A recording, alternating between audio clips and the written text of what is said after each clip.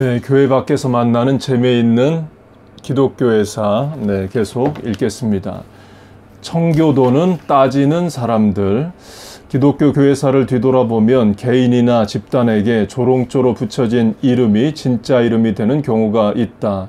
예를 들면 감리교 메소디스트라는 말이 이제 원칙주의자라는 말입니다. 처음에는 조롱하는 말로 쓰였다가 나중에는 정식 이름이 되죠.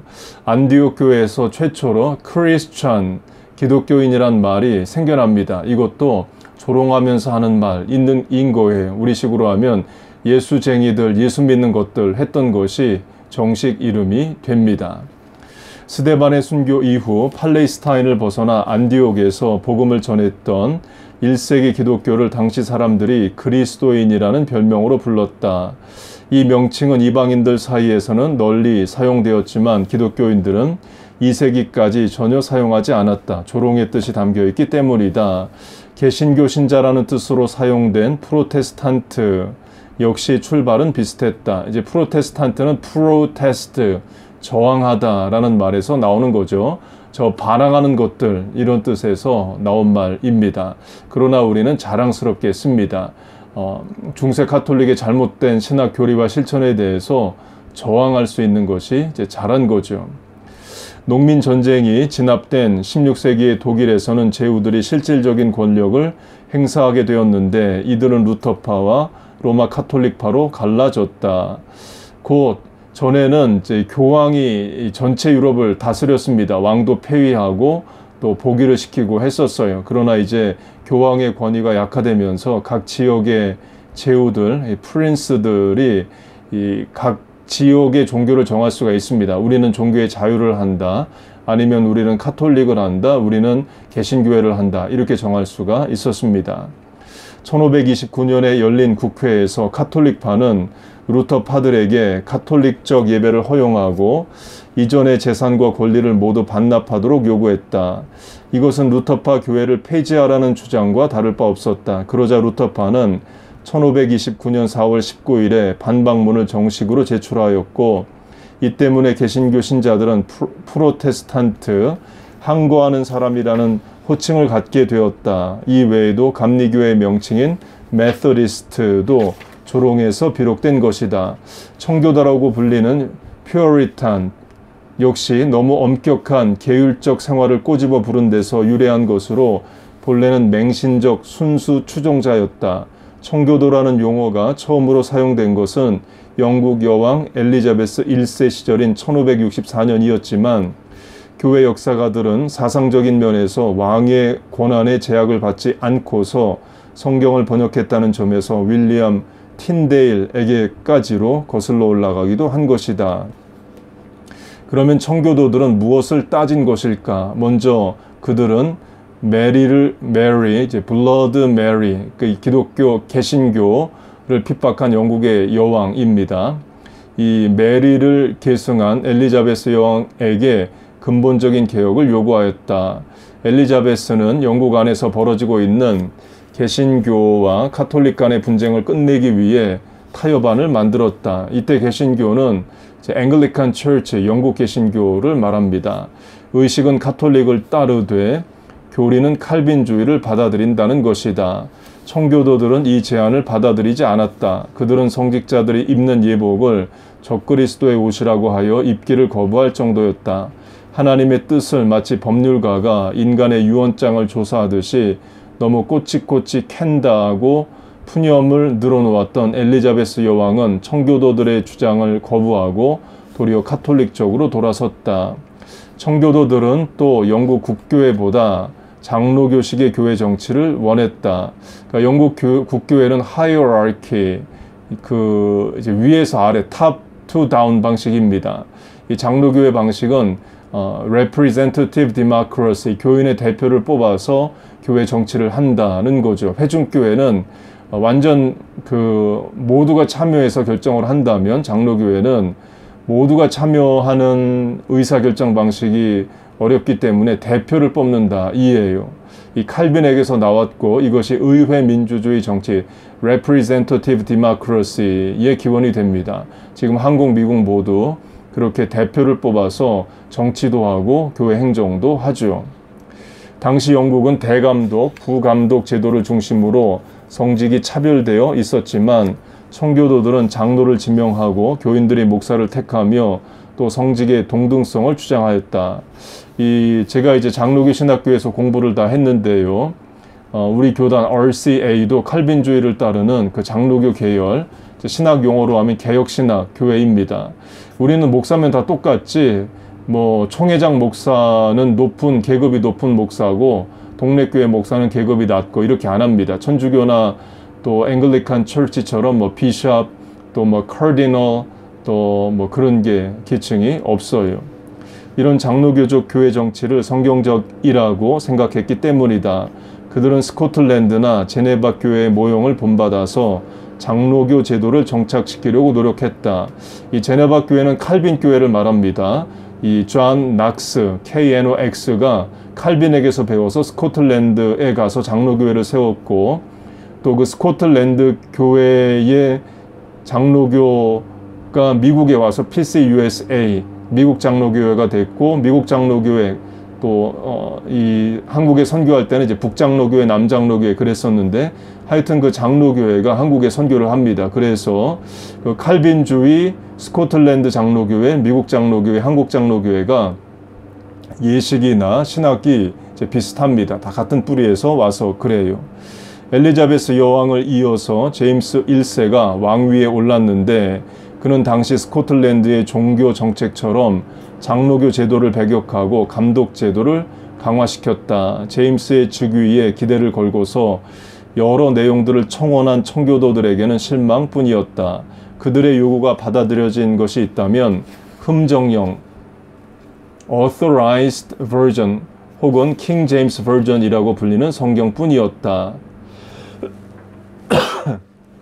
청교도들이 제임스 왕에게 건의해서 1611년에 번역된 이 성경은 영국인들의 신앙생활과 문학 발전에 커다란 영향을 끼쳤다.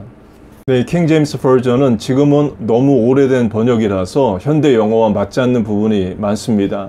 예를 들면 성경의 음녀를 strange woman, 이상한 여자 이렇게 번역을 해왔어요. 또는 나는 즐겁다를 I'm gay, G-A-Y. 원래 G-A-Y가 즐겁다, I'm happy의 뜻이 있죠. 그러나 지금은 I'm gay 그러면 누가 그걸 해피하다고 여기겠어요. 나는 동성애자다 이렇게 해석을 하겠죠.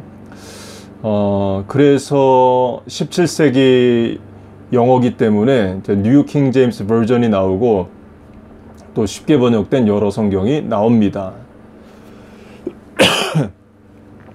제임스 1세의 뒤를 이어서 국왕이 된 찰스 1세가 청교도주의를 거부하자 충돌을 빚게 되었지만 올리버 크롬웰이 이끄는 의회파 덕분에 찰스 국왕을 폐위시키는 데 성공을 거두게 된다. 이것을 이제 청교도 혁명이라고 하죠.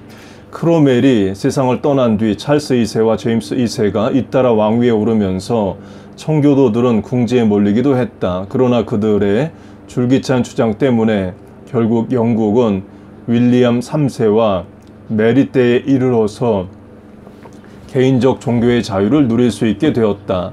이것으로 따지기를 좋아하던 청교도의 업적이 끝나지 않았다. 청교도들 가운데 일부는 신대륙 미국에 적극적으로 활동하는 소수의 사람들을 보내기로 결정했다. 오랜 협상 끝에 1620년 순례자들 Pilgrim Fathers들이 자신들의 장로인 브루스터, 윌리엄 브루스터, B-R-E-W-S-T-E-R의 지도를 받으며 메이플라워호로 대서양을 건너서 12월 21일 플리머스에 상륙하였다.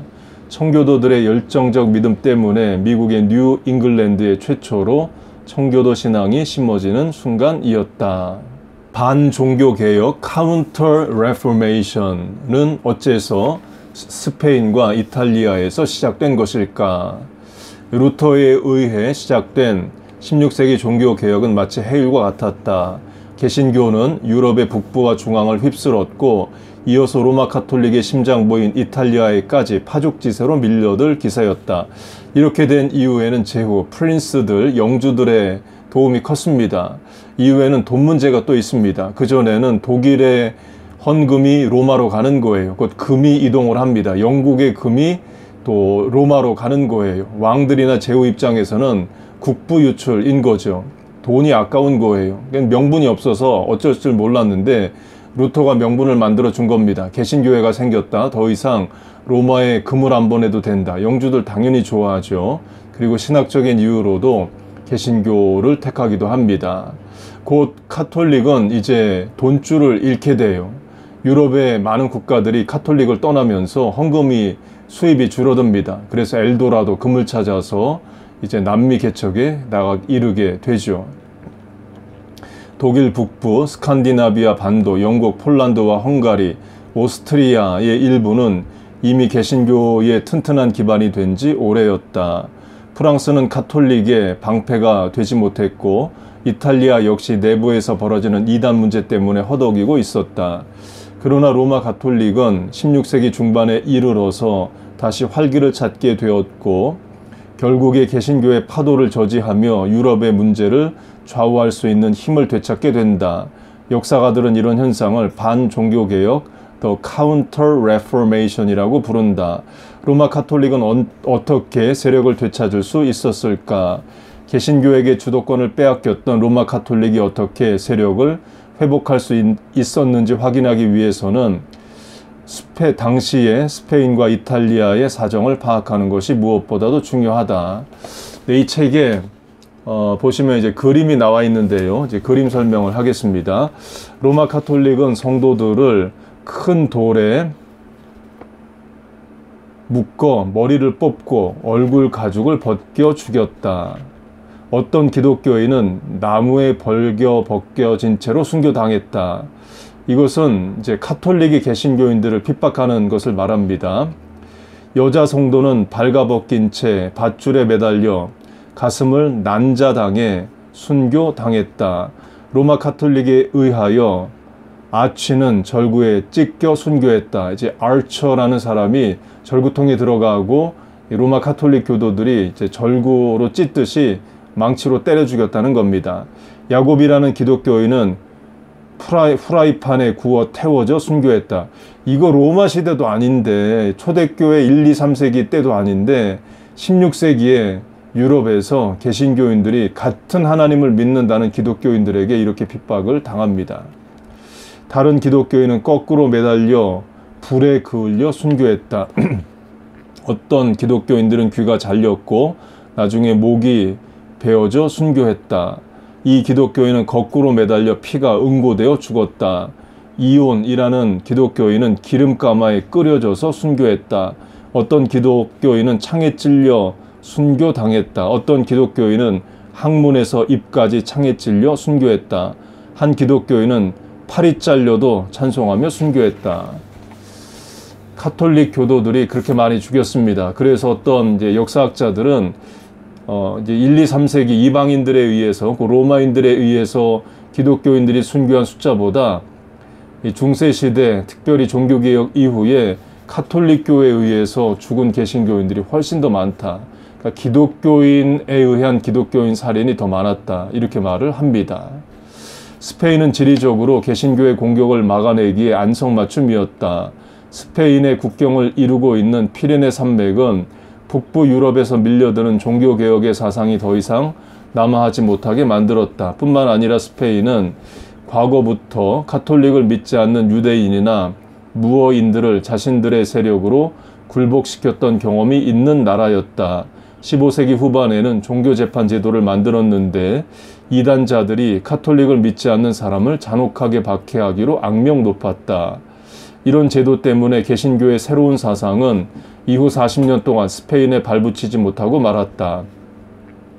아울러 스페인 정부는 종교개혁의 빌미 가운데 하나였던 신부들의 무지를 추방하기에 힘썼다.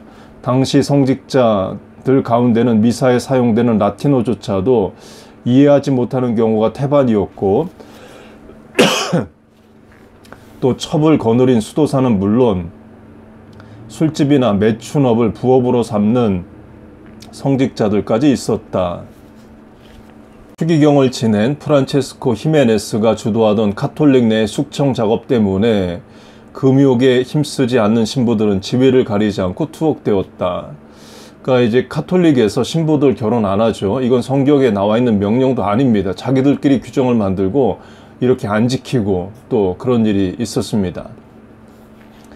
이탈리아의 경우는 스페인과 어느 정도 달랐다. 이탈리아 사람들이 교황청에 대해 품고 있던 감정은 종교개혁을 추진했던 사람들과 거의 다를 바 없었다. 교황청에 대한 조롱도 서슴지 않았던 게 이탈리아 사람들의 태도였다. 이탈리아인 중에서 교황청에 비판적인 문학 작품을 썼던 사람이 보카치오이죠. 데카메론이라는 그 소설을 보면 사고 치는 사람들이 수도사, 신부, 교황 이런 사람들이에요. 간음하고 처벌 두고 음란하게 살던 사람들을 비판했습니다. 그러나 교황청이 이탈리아에 가져다주는 막대한 부 앞에선 불만도 무력할 수밖에 없었다. 또 이탈리아 사람들의 품성 역시 로마 카톨릭에 대해 반기를 들지 못하도록 일조했다. 예로부터 이탈리아의 농부들은 가톨릭적인 신앙과 전통을 굳건히 지켜왔으며 부유층들은 세속적일 뿐만 아니라 인문적이었던 탓에 독일을 비롯한 북부 유럽 사람들처럼 어떤 이념 때문에 사회 질서를 일거에 뒤바뀌는 것을 반기지 않았다. 기득권층들, 잃어버릴 게 있는 사람들은 질서가 바뀌는 것을 원치 않죠. 스페인과 이탈리아의 이런 사회적 정치적인 환경은 카톨릭을 자극하기에 충분했다. 이제는 도덕적으로 전혀 모범이 될 수 없는 교황들을 찾아볼 수 없었다. 교황 바오로 3세는 추기경들이 제시한 교회 개혁을 그대로 실천했으며 1540년에는 유럽은 물론 아시아, 중남미에까지 세력을 크게 떨쳐서 로마 카톨릭의 세력을 크게 넓힌 예수회를 인가하고 로마의 종교재판소를 설치했다. 이 예수위, 제수잇이 대학을 세웁니다. 한국에는 서강대학교가 예수회가 세운 대학이죠. 교황 바오로 4세는 카톨릭 이외의 신앙을 가진 사람들에 대한 탄압으로 악명 높았다. 그는 나는 내 아버지가 이단자라 하더라도 화형에 필요한 장작을 서슴지 않고 모으겠다 할 정도였다. 곧 카톨릭이 이단으로 말하는 것은 개신교, 루터교, 감리교, 장로교 이런 사람들을 말하는 거죠. 불에 태워 죽이겠다는 거예요. 1559년에 바오로 4세가 죽자 로마 시민들이 거리로 뛰어나와 재판소 본부를 파괴하고 교황의 흉상을 티베르 강에 던질 정도였다. 로마 카톨릭은 전적으로 우호적인 스페인과 이탈리아에서 내부로부터는 개혁을 단행하고 외부로는 종교 재판을 진행하므로 북쪽에서 밀려오는 종교개혁 세력을 차단하고 새로운 중흥기를 맞게 되었다.